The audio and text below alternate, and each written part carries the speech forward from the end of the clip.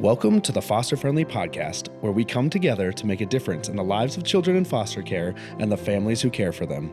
Foster Friendly communities are part of a nationwide movement by America's Kids Belong that helps people from all walks of life take action and help kids and families thrive.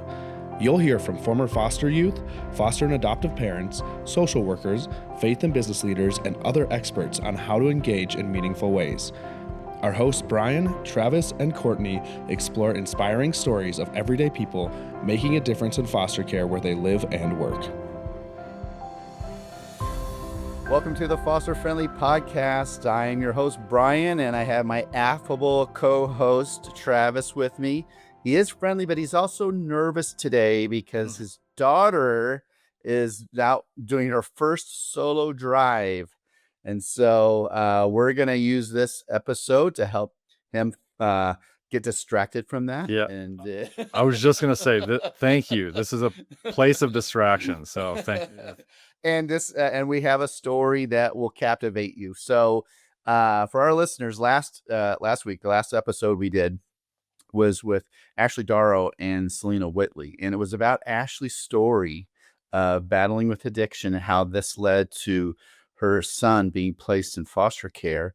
And today, we're so honored. Today we have Ashley again, and she is joined by her son, Ashton, to tell us about this journey of reunification. And so Ashton and Ashley, so love having you with us. Welcome. Thank you. Thank you. So just to get started, and Ashley, you did a little bit this last week, but you can do it again, add a new detail if you like. Just to give us a little snapshot of today. And I don't mean literally this day, but this week, this month, this year. Tell us a little bit about yourself currently. So I am actually about to graduate. I'm a graduate student at Southeastern University, and I'll be finished with my MDiv at the end of the summer. So this has been really. So one thing I did to kind of, once I got my life kind of turned around is that I really wanted to pursue education because, I felt like I had not given myself the opportunity being such a young mom and everything I went through. So I've been in school actually a decade. So I'm this literal. I got my AA bachelor's and now I'm graduating with my master's. So I'm ready. I'm excited. I don't know what's ahead, but Congratulations. Very cool. Very cool. I love it. That's wow. And I'm glad you added that. We didn't know this. Not at all. All right. Ashton, give us a little snapshot of your life currently. So I am at Southeastern as well. I don't get to see my mom because she doesn't go on campus as much, but I am studying historical and literary studies. I absolutely love history, and I want to be a history teacher whenever I graduate. Awesome. I love that so much. I'm a theology and history nerd. Nice. I love this so much. Okay, so we're not going to talk about you guys today. We're going to talk about history. And no, geek out on that. No, I'm kidding. All right. I love that. So you're a year into that. Is that right, Ashton? Yes, sir. Your schooling? I'm still a freshman. Okay. I love the course you're on though, man. It is, I think studying history, obviously studying theology as well, is just, it helps it helps make you wise. Mm-hmm. So glad that you're doing that. What is a word that you feel like captures at least a part of your story together?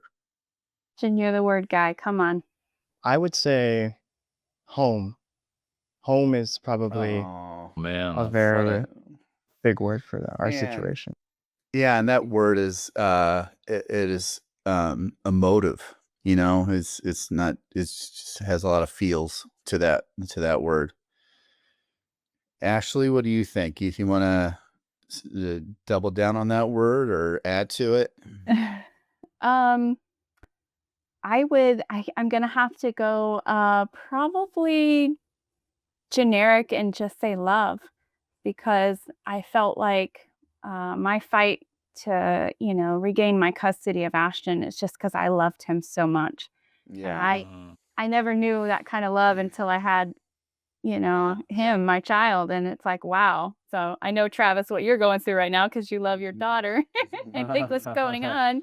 Right. But yeah, I would have to say love. Wow. Those are two great 4-letter words. Man, it is love and home. All right. Nailed it. Thank you for sharing that. Yeah, you guys did great. Now you'll get to at night you'll be thinking book, song, movie. Yeah. Well, hit me. All right.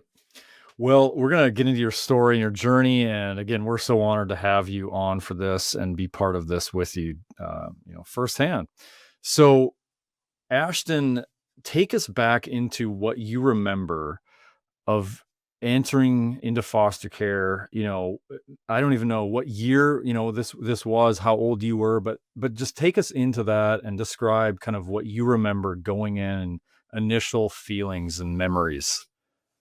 So surprisingly, for my young age, it's very, very blurry of how I have a lot of memories that are kind of mushed together, and I get confused on the kind of the order of it all.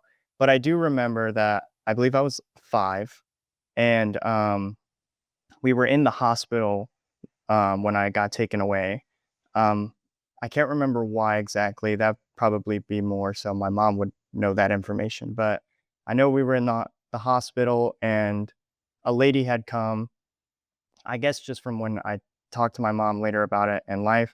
DCF was called, I believe. And that's why that lady had come to take me away, because I guess my mom kind of didn't look right or something. And I I don't remember the car ride because I think I fell asleep. Um I know this kind of sounds like a movie scene, but I'm fairly certain that I had fell asleep in that car ride and then woke up at a stranger's home. And it was very like when I look back at it older, I realize how scary it was. Now as a kid, I don't necessarily, it was more so just kind of, I didn't really understand what was going on. I was very used to moving houses as a kid. That's why I chose the word home, was just because we had so many different ones. We would um, be moving from house to house all the time. And so it was kind of normal in a weird way that I was moving to another home. But like that's why I'm saying, like, as a kid I didn't really see this, like, the scariness of it. But when I realized that, my mom, I wasn't going to be with my mom for a long time, that's when it kind of I started to realize that, oh, this isn't just like I'm going to stay over for a little bit, like I'm going to be here for a while. And that was definitely, especially because like their home was very different in comparison to the homes that I had traveled through. They had a very nice house. They were a full family. They had dogs. It was a very different environment. So this is the Whitleys, right? Yes, this is the Willies. Okay. First foster home then. Yes, yes. And so yeah, it was just obviously like I had a new room. I had brothers and sisters, which I wasn't used to, or a brother and a sister, I should say. Mhm. A new mom and dad, quote unquote, and just it was very scary, very, very scary. Yeah, gosh, I want to just pause there because I want our listeners to like feel that. Like it's so when you're on the other side as the parent and the kid is coming. You've been training for this. It's not a surprise. Um you're the grown up. You've got everybody you got the home that you're familiar with. You got the people around you that you love, and you're inviting a child in. It feels very different for you, even though you might be nervous. Gosh, I just want the adults listening right now to empathize with you, to feel like, gosh, kid doesn't know what's going on. He's sleeping in a car, wakes up, and now he's in a stranger's home. man, that would be hard. Well, and thank you for that. I mean, you really set the scene well, just like you said. It felt like a movie felt scene in the movie, car. yeah, Yeah, I mean, yeah. that's exactly what I was picturing as you said it. Mm-hmm. And then kind of another category here that we get to experience, because Brian, you talked about, what the foster parents, kind of may envision or whatever. But now, actually, let's talk about what the birth mother felt and experienced in the sending out, the going away, the leaving. So what do you remember that you would like to add to that from your side of Ashton going into foster care? Up until that point, me and Ashton had never been separated, and we moved around, many times, but I did everything, even in my addiction, to just keep us together, keep us together, keep us together, as dysfunctional and all over the place it was. So losing him was like, I don't know, emotionally, it was like a stab in the heart, but it was like not, it was just everything. It was my reality hitting. It was the severity of the things that were happening, waking up, like, whoa, this can't happen anymore. Something has to change. I can't live without him. I don't want to live without him. How am I going to fight addiction? Is he scared right now? Oh, those things. I couldn't hold him or protect him or say it's going to be okay, like I normally would. Like if he felt a certain way, I could say, hey, it's going to be all right. We'll get through this, da da da. So there was none of that. And I was just having to trust that whoever he was with was able to give him that, was able to talk him through it. And I had to realize my powerlessness over the situation at the time. There was nothing I could do to make it better for him. Yeah, and if our listeners, you haven't listened to the prior episode, maybe pause right now and go back and listen to how Ashley became addicted, because it's just sympathetic. I mean, uh, it's not like you were this horrible person just out like flipping off the world. I mean, you were in a desperate place, and so I love our listeners to again understand how you even got to this point, and then how it got out of control. Okay, so you both have this moment of separation. It's unfamiliar, scary. It's stab in the heart. You're now at your absolute rock bottom, and everything that's most important to you is at risk of being lost for both of you.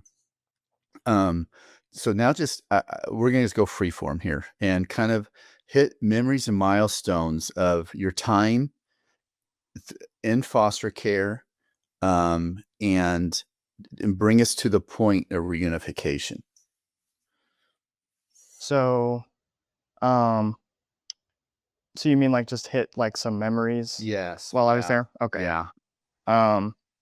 So I have actually, when I was talking to my mom, reading these things, she actually reminded me of a lot of these memories. But I did a lot with them. We were always on the move. We were always doing something. I know I just never like sat around the house as a kid with them. I went to the beach for the first time with them. Miss Selena, Mr. Tony, they loved gardening. At least I know Miss Selena did. I don't know if Mr. Tony did, but they taught me how to garden. We went to all sorts of like events together. Like we went to like a Chick-fil-A event. I don't know why. And I think we went to a couple actually. So I don't know if they were just big fans or, but Oh, okay. Here we have to do. I did it last week with Cracker Barrel. I like to ask Chick-fil-A now to sponsor this episode, Man. please. Okay. Thank you, Ashton. Okay.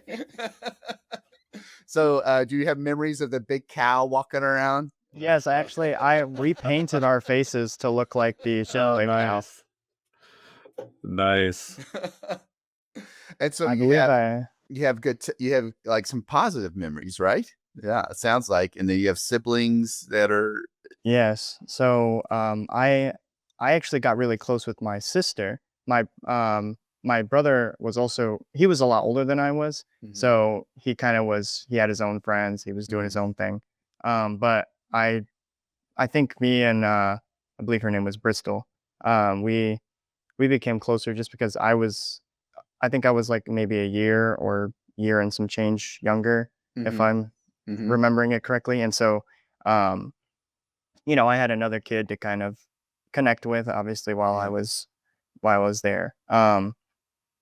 But yeah, just all sorts of things like that. Like, we were in a car racing. Like, Mr. Tony like made things. Like, he had a workshop, and Mm, um, we we were in this competition. I can't remember for what, but we were like making model cars and then racing them.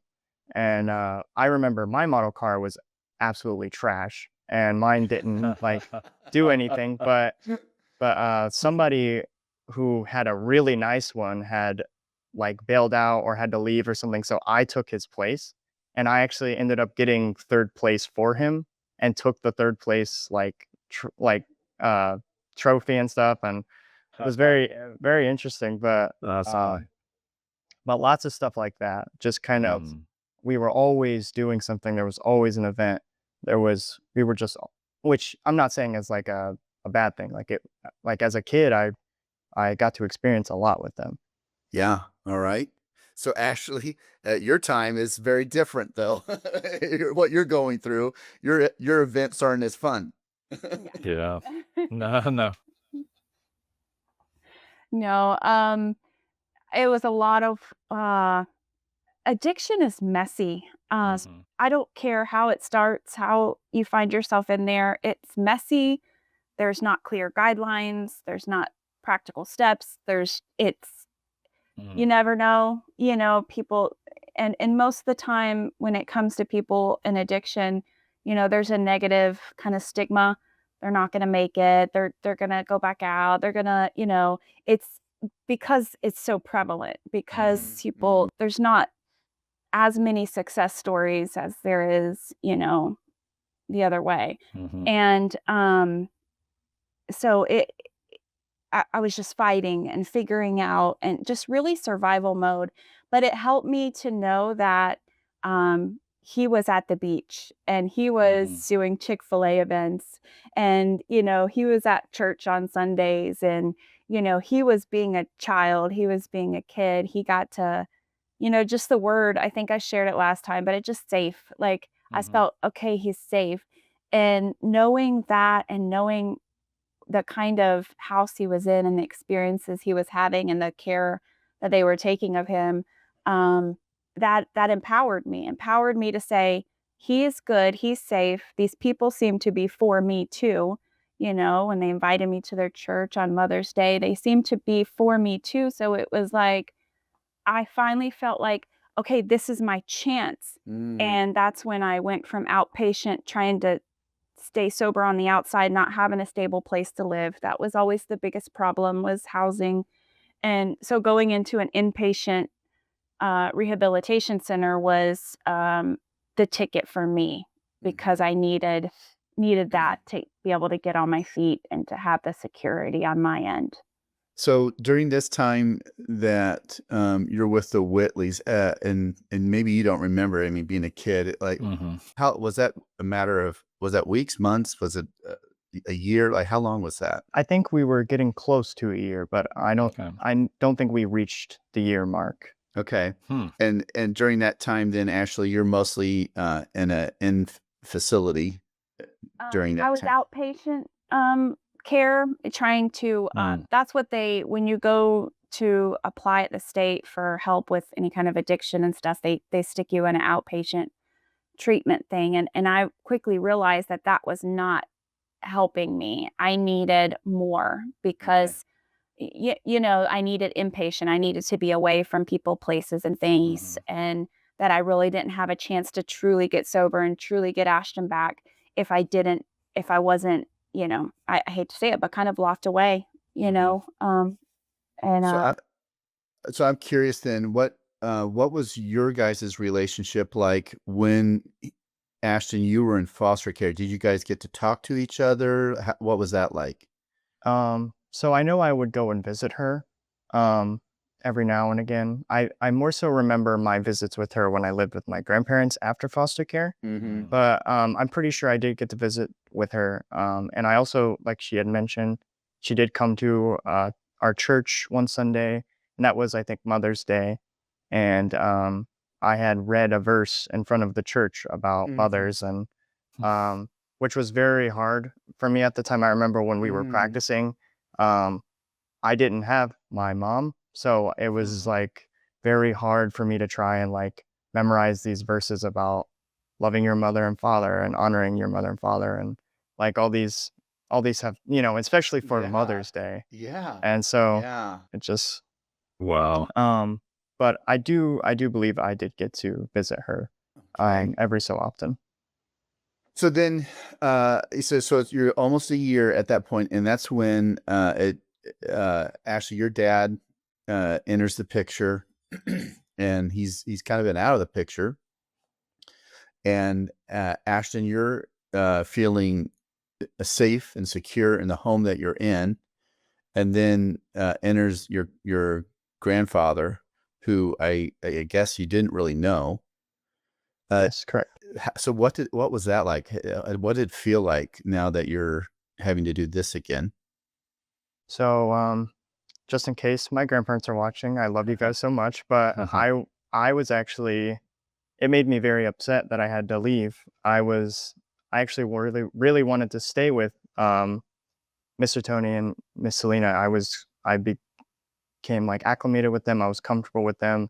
They were I realized that they loved me, that they were there for me, and um, you know, having to move again just and start over again was just not something that I was looking forward to. I remember I don't think I really even wanted to talk to them on the drive home. Um, I believe they met with them with my grandparents met with my foster family at their house, at my foster family's house, and had dinner with us. And when they were talking about like me going to stay with them, I was dreading it. Mm.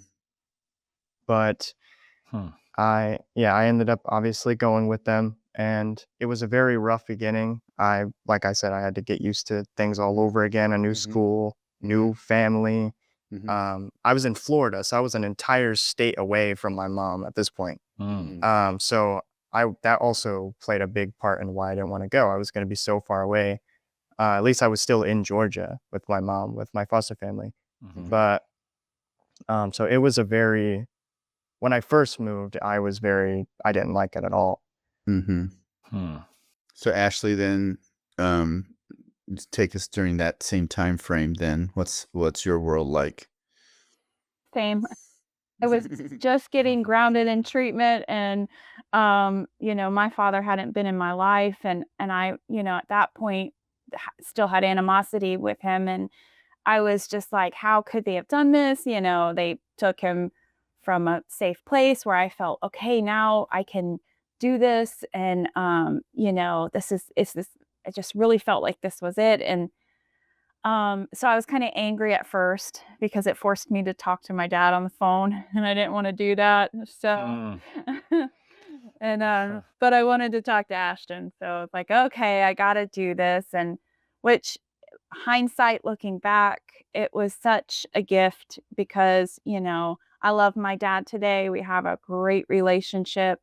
And so foster care, I mean, the DCF, this whole process was able to help, honestly, in our story, mend, broken ties from a generation prior, so it was but no, in the beginning I was so upset, and the fact that Ashton was in Florida and wasn't near where I could visit, and it made me my time in treatment really hard because I was so hopeful, and I just empowered, like, yes, and I'm going to get them back, and I'm going to do everything they want me to do. and then him leaving, it's just like, oh, it was rough. But Then, so help us understand the time frame there too. Is that, or were you talking a matter of weeks, months? What are we looking at? so I was in treatment for a year. I did a year in an inpatient um, rehabilitation center. So I think altogether, me and Ashton were separated for what, 2 years? I think it was 2 years. Was it Wow. Which between I the? guess to me, I mean, I'm familiar with this world, so what you're sharing is not surprising to me, but I think it would have been surprising to me years and years ago when I didn't know, because I always thought like, oh, treatment's like 28 days or something like that. So uh, is that common that it takes so long for someone who's trying to break addiction? So there's a lot of different opinions, and if you want mine, because I've went through it myself. Yes. And I went through it myself, and I also, mentor others now going through it. I help do things like sponsor people and just mentor them through it. But 28 days is not enough.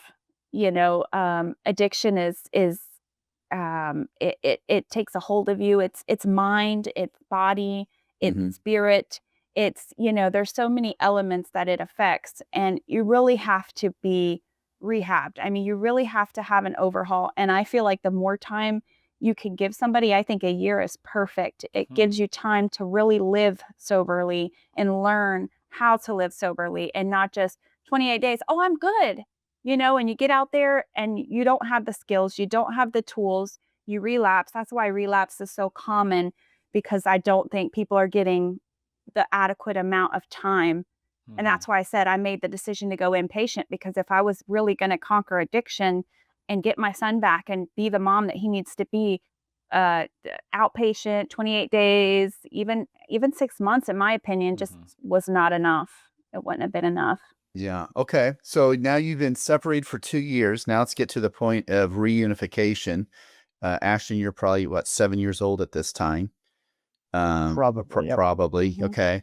So what was reunification? What did that look like? So I remember, I don't remember the specific day, but I do remember what I was doing. I was out in the driveway. They had a pretty large driveway. Actually, ironically, we had moved to another house during this time. So this was a completely new house when I first got there. Um, and I was just riding like my scooter around in the driveway, and like as a kid does. And Mm-hmm. my grandma pulls up, and she drives a Camaro, so she pulls up in her black Camaro, and um, my mom just steps out of the car, and I like I don't think at this point, I don't think she had ever visited me in Florida. I believe this would be like the first time, so it was very surprising. I was like, whoa, my mom is here. Mm. And obviously, I ran into her arms. We had hugged for a long time, Mm. cried out on the driveway. But I was told like, hey, your mom is out. Like this is it. And yeah, it's not just a visit, right? And that was like, it was very. I don't really even know how to explain how I felt, because it was very. I had gone through years without her at this point, living with different people, and so it was like bewildering. I didn't really know how to feel, to have my mom back, like as my mom again. And if I'm being completely honest, as much as I was very excited and I couldn't wait, I also had to get used to it, because being away from my mom, I got used to my like other guardians, and so I had to put my mom back where she belongs as my mother, and so I had to kind of learn to be her son. I had to learn to kind of trust her again, and that in itself took time, being able to trust her, and because it was a very scary time without her, and but we ended up. I put all of my trust in my mom. I pretty much anytime I'm going out, I'm like, Mom, does this outfit look good? And I'm always asking her for advice about my girlfriend and what I'm wearing and just life in general, my faith. She is my ultimate mentor. So um, so Yeah. I definitely did put all my trust in her eventually. Gosh. I mean, moms of 19-year-olds are wishing that they could carry those numbers, right? Wow. That's amazing. So Ashley, here we are. So here you are, you're driving up and you see your son on a scooter. Okay. So take us, what's going through your heart? So I step out the car. They had told me that he didn't know we were surprising him, and it was picture perfect because he was scooting along, had no idea, and so I step out, and he looks, and then he leans in, and he's like, "Mom," and then I was like, "Yeah," and then he pulled his helmet off, and all of a sudden he just ran, and I just hugged him, and it was like, oh my gosh, that moment is like. I fought demons to get here. I fought my inner self. I fought, you know, all the obstacles in my way to get here. 2 years later, Mhm. and it was just such a moment. Like, this is what I fought for. Yeah. Wow. I mean, again, back to a movie scene. Um, so then did you understand what was going through Ashton then for the next, while of him learning to trust you? I mean, So or I remember the day, um, I started right when I got back, being in a year in rehabilitation, you have lots of therapy and lots of therapy and lots of therapy, Mhm. which is such a good thing and such a blessing. But I was able to bring that into our conversations and to be real with him. And the thing I knew from the very beginning, and I don't know how I knew this, but I knew I had at this point, you can't try to, how you try to like sugarcoat things for your children because they're Mhm. young. Mhm. So we had been through so much. There's no way to sugarcoat anything. The only Mhm. thing at this time is I just have to be real with him Mhm. and I have to be honest and I have to say, hey, mom got it so wrong. Mom, I told him, I remember the day he said, Mom, I don't trust you. And I said to him, I was like, honey, you have every right not to trust me. I did a lot of things that broke trust. I did a lot of things that hurt you. But that's not my goal. And I don't want to be that way anymore. And I'm asking if you could just give me a chance to trust me again. Wow. And he's like, yeah, mom, I will. And I remember that day hugging him and he did, it grew from there. We got counseling together. We got counseling separated. We just kind of kept on that. And bringing our faith into the equation really brought us Mm. that stability and healing that we needed. Yeah, I like how you talked about addiction being multidimensional, that it was, mental, emotional, physical, and spiritual, and that you need all those things to be redeemed and made whole. Um, so um, take us a little bit further down the road. I mean, here you are now, you guys, 12 years later, and you have a, a dear relationship with each other. Um, it, I guess this is, I guess what I'm looking for is, as you share what you did, like some advice to people of like, here's you, Ashley, you mentioned like you didn't sugarcoat things. You did reality therapy. Uh, like what else? Like Ashton, I'd be curious as to like what worked. Do you want me to go or mom? Yeah, go ahead, Ashton. Okay. Yeah, yeah. Well, like I said earlier, I had to kind of learn to trust my mom again. And as a kid, like I obviously it wasn't insanely hard to trust her again because I had just been without her for so long that but like when it came to like disciplining me and stuff, sometimes I would be a little bit because I had gotten into piano when I had lived with my grandparents and Mm. I've been playing piano for ever since then. But when my mom would be like, hey, you need to practice piano and stuff, it's like, oh, I had to get used to my mom telling me what to do. And but I I really I let my love for my mom and my just how much I had missed her kind of guide my ability to trust her again, because I know that, like, now that I'm older, I realize that my mom had gone through so much, like she had said, to get back to me. And um, if that's not like evidence that you love me, that you care about me, then I don't know what would be. Mhm. And so, kind of putting my mom back in her place as my mom, and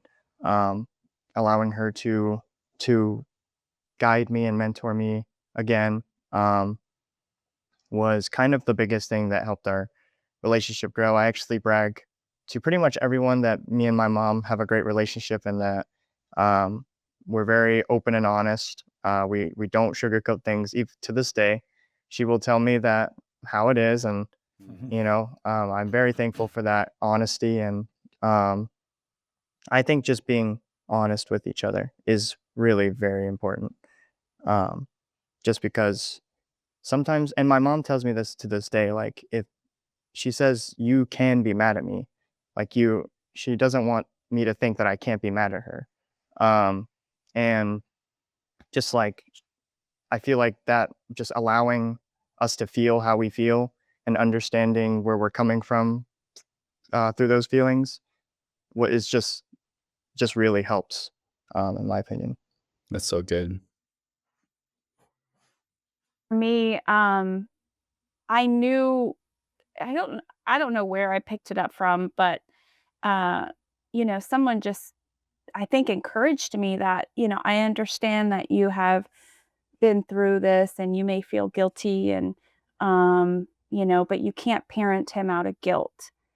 And, he didn't need a guilty parent. He needed an actual mom. He needed a disciplinary, he needed an encourager, he needed structure. And if I allowed guilt to, I couldn't parent him out of guilt, because that would have meant I would have just tried to buy his love, or, he could have manipulated me in return. And it was just, I wanted to be a good mom. I didn't just want to come back and be his mom. I wanted to be a good mom. And so I had to learn what that was. And disciplining him sometimes, I was like, inside, I'm like, no, I can't ever be like, that toward you, because I love you so much. But I had to. I had to have boundaries and bring structure. I couldn't just, Mhm. wallow in that. So yeah, he was right about that. And just that honesty as well. I think he kind of nailed it there. It's just like, at this point, we have to be honest. We have to be real, and it's okay to say, Mom got it wrong. Mom made mistakes. I'm sorry that I hurt you. Give me an opportunity to do better. And just being real with your child and saying that, it takes, I just saw how he responded to that. He's like, he needed to hear that. Kids kind of need to know that, sometimes people have an image of parents are perfect. I guess kids do, but parents get it wrong. They make mistakes, even the best of us. Well, that took a lot of courage, though, from both of you to get real like that, be vulnerable. So, curious now, today. So here we are today. You guys, are doing great. What about, you mentioned Ashton, and Ashley both having a positive relationship with your grandparents. What about the Whitleys? What's that like? So I was very, very blessed to have them at my graduation when I graduated high school. Wow. And they brought their entire crew because they foster a number of people. And so I got to meet all of their new sons, and Mm-hmm. um, it was, yeah, we definitely have a relationship today. I don't necessarily like talk to them all the time, but Mm. for like, like they came to my graduation, they came and saw our house when they were down here. And I definitely stay in touch with them because I love them like a second family. So I definitely, and I'm very blessed that they invest themselves into my life still, even after foster care. Mm. So good. Yeah. It's nice to have. I mean, it's great to have more people love you. I mean, right? No matter where you are, who you are, what the circumstance. Oh, wow. Well, I was gonna say I've been just emotional, I think, just listening to this partly because I have a 5-year-old, and I mean, this is the first podcast I've been on the verge of tears. I've I mean, this is really about just humanity and family and love. The image of Ashton, going away in the car, your reunion, I think you said you were on a bike, right? The helmet comes off, just this scene of kind of coming back together. And I think just being both of you, but so incredibly honest. I mean, painting the picture. I mean, even to say like Ashton, of where you're kind of saying like even coming back to family and coming back, like how hard that was, your grandpa, that kind of thing. I think speaks to, we are uprooted in these situations every time that, you've gained some stability, even with, the foster family, and then had to leave those guys. You're like a plant you're blooming, right? And you're uprooted into another situation that, okay. And then even if it's family, and then even going back to mom, your very mother, is another, sort of, that's what foster care is. It's another uprooting in that journey, but then back into the soil of your family. And now, like, the blossoming, the watering, like, incredibly beautiful. So, um, as we're kind of winding this talk down, I mean, how has the experience, and you've already elaborated this, both of you, but anything else you want to add of just like, how has this experience now grown and shaped your relationship as we sit here today for both of you? Well, like I had said, it's just I brag about our relationship. I'm very, very honored and thankful for um, the open communication we have, the honesty we have, and our ability to critique one another on a respectful level. As her son, I have a lot of respect when I'm talking to my mom, but we, we understand that, we're humans, we make mistakes, and um, we move from them, we learn from them, and that's kind of how our relationship is that mistakes were made in the past and we learned from them, and that's kind of the theme of who we are. And it's I'm very I love my mom, and I'm very, very thankful, which a lot of people don't really understand this concept. But I'm thankful that my mom had to go through what she had to go through, and then I had to go through what I had to go through, because without the pain, without the separation, we wouldn't be where we are today, in my opinion. And it took that separation, it took that, us, because I had found the Lord when I was away from my mom. And so it just, everything is just aligned in one giant plan. And it's beautiful when you really look back and see, like, yeah, this all happened for a reason, you know.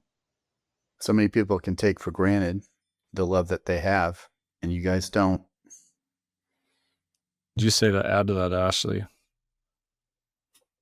Yeah, kind of like what Brian said, that old saying, you don't know what you have until it's gone. And, Ashton said it the other day, absence makes the heart grow fonder. And it's like being away from him, there's so much to think about. There's so much to realize. There was so much to put into perspective. And sometimes we parent, just, we have our kids, we love our kids, and you just do it. But when you have this big separation, this time, and you're like, wow, I don't ever want to take this for granted again. When I ask them to trust me, I'm like, I want to every day to earn that trust back. And I still, by living a sober life, by sharing my story, trying to help other people, I feel like I honor him. I feel like I honor, I don't want our separation, our time apart to be wasted. I wanted it to have a purpose. And kind of like what Ashton said, it does. It has a purpose. As painful as it was, today we understand there was a reason behind it. And that's why and I'm so glad Ashton's joined the conversation to try and help encourage other people, to that, good things still do happen. Even in foster care, even in DCF cases, even in addiction, even in separation, good things still happen and there's still hope, and I just hope we could share that with somebody You today. guys are, yeah. So I'm just curious. I mean, this is an unusual question. I want you now. You've been reflecting on the past 12 years of your life. I want you to reflect on this moment right now. What's it feel like, Ashton, knowing that this is really the first time you've publicly shared your story? What's it feel like to be doing this together, sharing your story? Well, kind of like how I like to think of it is like, as much as I was saying, oh yeah, this is like a movie, and um, I mean, a lot of people's lives aren't movies. They're just everyday Joe Schmo doing their thing. And that's kind of, as a kid, I mean, that's kind of what my life was. It was just my everyday life. And as much as it was hard, that was life. And um, just seeing now from all the way at this point, being here, sharing my story, I realized that like this is like somebody's neighbor could have this kind of story. Mhm. And it's a beautiful, everyone loves a comeback story, and Mhm. it's just a beautiful thing, and I'm very glad that I get to share it and share it alongside my mom. um we can do it together, and that's I'm very thankful for that. It's definitely it's an honor Oh. for me. Mm. Ashley, how's it feel doing this with your son? I just look at him and he's still that little boy. You guys know your Mhm. parents, and they're grown up and they've got mustache, and they're in college too, but they're still your little ones inside, and I look Mhm. at him, but I'm so proud of just the man that he's becoming, and the fact that he was, when he told me, "Mom, I'd like to share." Mhm. And that just, I've been sharing and I've been opening up because I understand that people need hope, that people need, that, especially when they're going through discouraging situations that look like they're hopeless. And how the importance of that, and just being real and honest and saying things that other people try to, people don't like to be this vulnerable and share painful times in their life. But, you know, so to see him want to take this step out and, to open up and share, and you're a wonderful sharer, Ashton. Thank you. You really are, yeah. To know that this was the first time you guys have shared this together, or that you've really shared your story, that's amazing. I mean, it is, wow. So I have a old mentor. He passed away just a few weeks ago, but he had an expression that I love, and I think you guys exemplify so well. He used to say, "Hope is greater than memories." And you guys, you have some painful memories, but man, the hope that compelled you forward, and what it did to redeem your guys' story and to enrich in it as well, is, I think, your story is going to go out and give a lot of people who are in a hard place a lot of hope for their own lives. So Ashton, we like to ask everybody who we interview this question. We asked this of your mom last week. We'd like you to finish this sentence. What kids in foster care really need is... I would have to say hope. I know we've been kind of saying it, but Yeah. like I feel like if I gave up hope on my mom, Mm, not to say that she wouldn't make it out or wouldn't be here, but mhm. um it would destroy, like it would not be as motivating for her. She wouldn't want to, I mean, I wouldn't want to fight for someone if they had nothing to do with me, if they didn't believe in me, if they didn't care about me. So Or it would just be much harder to. Yeah.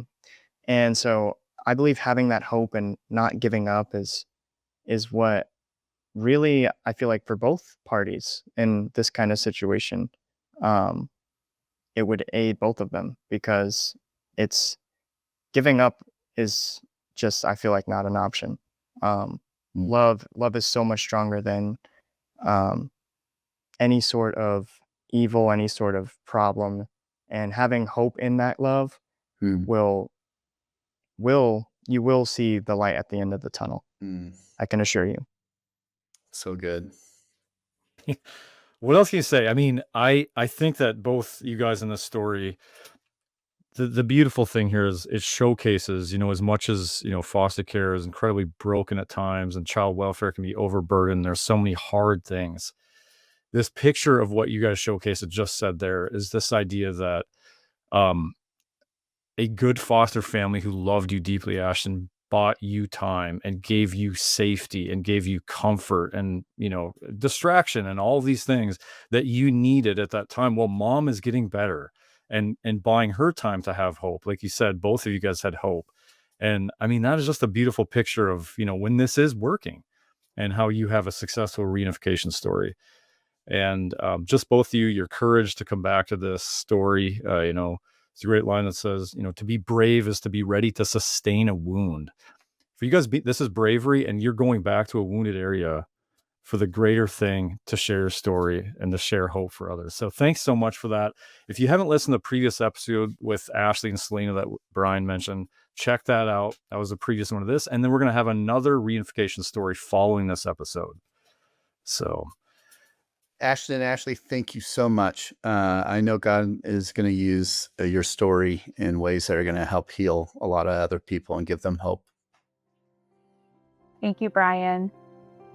Thanks for being with us. Yeah, thank you. Bye. We hope you enjoyed today's episode. If so, will you help us reach more people by subscribing, sharing the podcast with a friend, and leaving a 5-star review? If you've been inspired by what you've heard today and want to learn more of how you can make a difference for kids in foster care and the foster families where you live, visit americaskidsbelong.org. We depend on individual donors to fund our work. We'd be grateful if you would consider joining us as a monthly donor. Visit americaskidsbelong.org to make your tax-deductible donation. Thank you. Together, we can ensure a family for every child in foster care and a foster-friendly community to ensure every foster family feels loved and supported.